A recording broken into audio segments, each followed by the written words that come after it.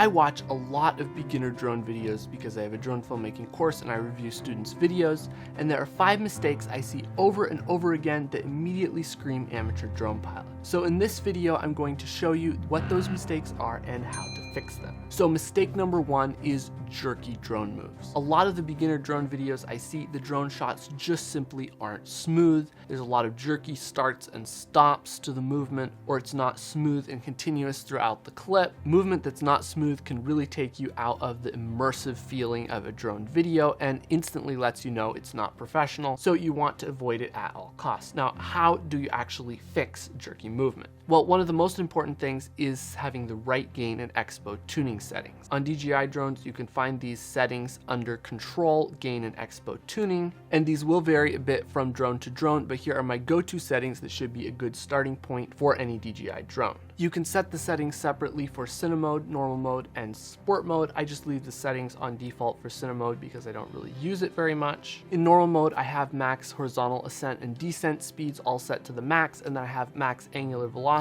set to 75 degrees per second, and yaw smoothness set to 15. And then under expo settings, I have up down set to 0.25, yaw set to 0.15, and pitch roll set to 0.15 as well. And then I have the max gimbal tilt speed set to 15 degrees per second, and the tilt smoothness set to 10. And then for sport mode, I again have max horizontal ascent and descent speed all set to the max, and then max angular velocity at 120 degrees per second, and yaw smoothness at 12. And then under expo, up down is set to 0.3, yaw is set to 0.15, and pitch roll is set to 0.25. And the max gimbal control speed is set to 20 degrees per second, and tilt smoothness is at 15. These settings will just make it a lot easier to smoothly ease into and out of shots, especially the expo settings, because they basically decrease the sensitivity of the sticks on your remote when they are close to the center and increase them as you go further out. Another thing that will massively help to get smooth movements and avoid jerky motion is to practice doing drone moves until it's just second nature to put the drone where you want it to.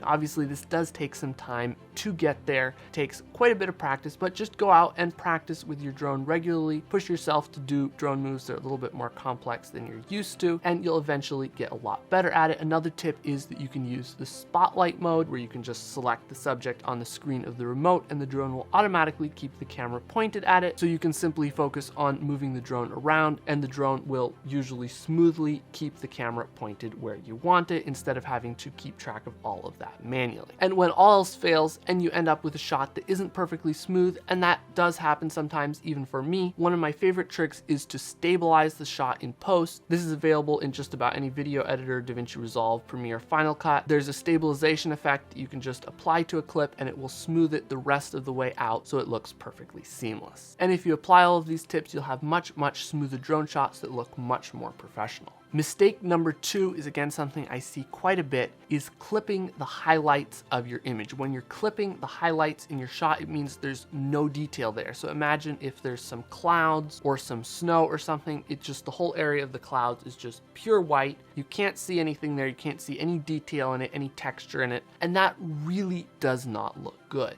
Now, how do you fix this? Well, the main way to do it is to correctly expose your shot so you're not overexposing and blowing out the highlights. And there's a couple different tools in your drone that you can use for this. One is the histogram, which is basically a little graph of the brightness in your image. A lot of people get scared by it because they don't know exactly what it does, but it's actually pretty simple. Left to right is how bright or dark it is. All the way on the right side, you have your brightest highlights, and all the way on the left side, you have your darkest shadows. And in the middle is kind of your midtones that aren't either super bright or super dark. And top to bottom is how much data is there. So if all of your data is bunched up to one side or the other, it means that it's either very bright or very dark. If it's touching the right side, that means you're losing some detail in the highlights. If it's touching the left side, that means you're losing some detail in the shadows. But usually that doesn't look as bad as losing a bunch of detail in your highlights. Ideally, you want the mountain of data to be kind of in the middle, but to keep from clipping the highlights, you just don't want it to be all bunched up on the right side. Another helpful feature to keep from clipping your highlights is to turn on zebras, which will paint little zebra stripes on any part of the image that is overexposed and clipping and losing data. And you can turn both of those on under the camera settings menu in the DJI Fly app. Another key to not losing detail in your highlights is to shoot in either log or hybrid log gamma color profile, which keep all the dynamic range, or in other words, how bright and dark parts of the image you can see at the same time. Basically, log color profile doesn't add so much contrast to the shot, so it keeps more detail in the highlight and shadows ranges, but you'll then have to grade it in post, which you should do anyway for the best results. But shooting in a log color profile and grading your footage makes it a lot less likely to clip out the highlights. Now, it's not always possible to completely avoid clipping the highlights, especially if it's in some part of your shot that is not your main subject. Sometimes some part of the image is just going to be brighter, but you want to try to avoid it as much as possible, especially on your subject, the main focus of your image. You don't want the highlights there to be clipping. By the way, if you want to learn even more about how to shoot professional cinematic videos with your drone,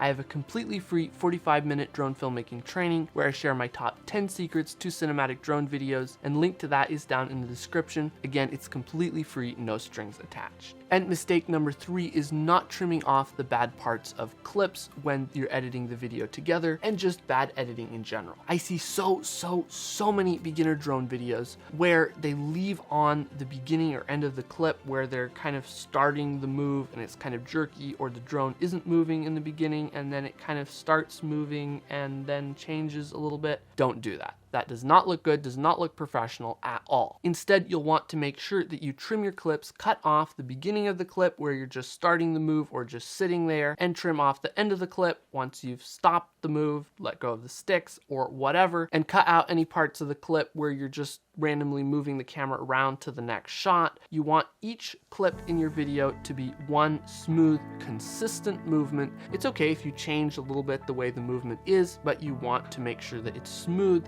and cut out any parts where it's just doing some random thing that is not the main drone shot. And this even goes back to how you are shooting your videos. You want to shoot them intentionally. I'm going to start this drone move, start the shot, and we're going to hold it for 10 seconds or something like that, and then we'll end the drone shot, and then we'll go out and get another drone shot, rather than just sort of flying your drone around aimlessly and then trying to somehow get some good clips out of that when you're editing. Also, you don't necessarily need to include 30-second, 1-minute long, one-take drone clips unless there's something really interesting happening in that shot. Generally, I like to edit each individual drone clip to be quite a bit shorter, generally somewhere between 2 and 10 seconds, because that makes your drone video a lot more interesting and is a lot more likely to keep the viewer's attention. A lot of times I'll actually speed longer clips up to fit them in a shorter space and make them more interesting. Another thing you'll want to avoid when you're editing is jump cuts, where you cut between two very similar clips. That doesn't look good, doesn't look professional at all. So you want to avoid that and instead cut between two different shots, like you might cut between a really wide shot of the subject and then a shot where you've flown the drone in closer or are using the 3x telecamera on drones that have that. Or you might cut between two different scenes, two different subjects, something so that you don't have two very similar shots from the same angle, the same framing of the same subject, because again, that really breaks the flow of the video and doesn't look great. Mistake number 4 is not having a clear subject. I also see a lot of drone shots where they just feel like they were randomly shot without much planning. They're kind of a shot of something. There's something over here that might be like the main subject, but it's like half out of the frame and there's really nothing interesting to look. Don't do that. Don't do that. Make sure that you know what you are shooting with your drone and intentionally frame your shot so that your eye is clearly drawn to it and not distracted by other things in the shot. This really goes back to basic photography and cinematography principles of framing your shots intentionally to exclude certain things that you don't want to see and include a specific subject that you want your viewer to focus on. Subjects in your drone shots can be anything from a building you're filming, a person, a car, a river, a boat, a bridge, just something to focus on, or it can even just be a general landscape and skyline, but you need to think about what your viewer is actually going to look at. One thing I like to do is to intentionally include subjects in my drone shots, have someone go and stand in the drone shot or stand in the drone shot myself, or walk through the drone shot, or shoot a car driving through a landscape. That's much more interesting than just filming the same landscape without a car in it. It can make your shots even more interesting if you add something brightly colored colored because that very quickly draws your eye to it. And sometimes it's actually better to fly your drone at a lower altitude. It'll make your shots more interesting. Just because you're technically allowed to fly up to 400 feet doesn't mean you always need to be at 400 feet. Sometimes you can get a better shot by bringing your drone down to a lower altitude, making your subject bigger in the shot. So next time you're out flying,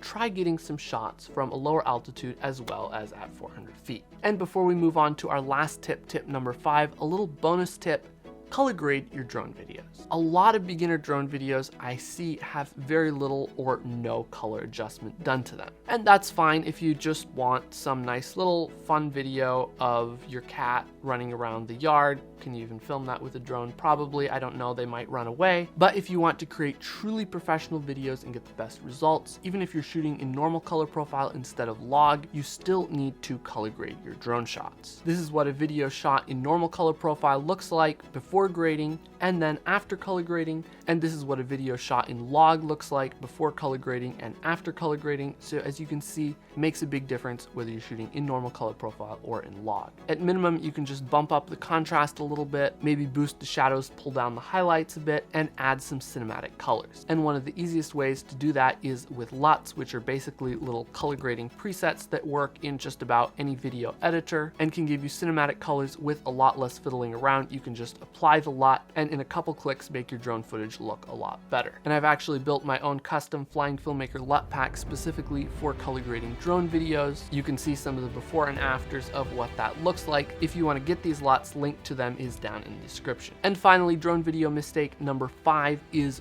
boring drone moves. I see so many drone videos where some of the shots are simply the drone sitting in one spot and just spinning around in circles. That looks terrible. The movement is way too fast to really be able to see what's in the frame, and it just doesn't look good to just spin the camera around in circles. It's like just holding your iPhone and just spinning around and trying to get a good shot like that. It really doesn't look very good. So how do we fix this? Well, the drone can move. So always be moving your drone in some direction, not just panning the camera back and forth. If you want to get a panning shot, let's say across a landscape, instead of just sitting in one place and spinning around, if you fly forward and very slowly turn, as you fly forward, it will create a much more dynamic shot, and the drone won't be spinning so fast that you can't see what's going on. And you can also fly side to side and turn slowly to get a similar effect. It will just look much more professional than just sitting in one place and spinning around.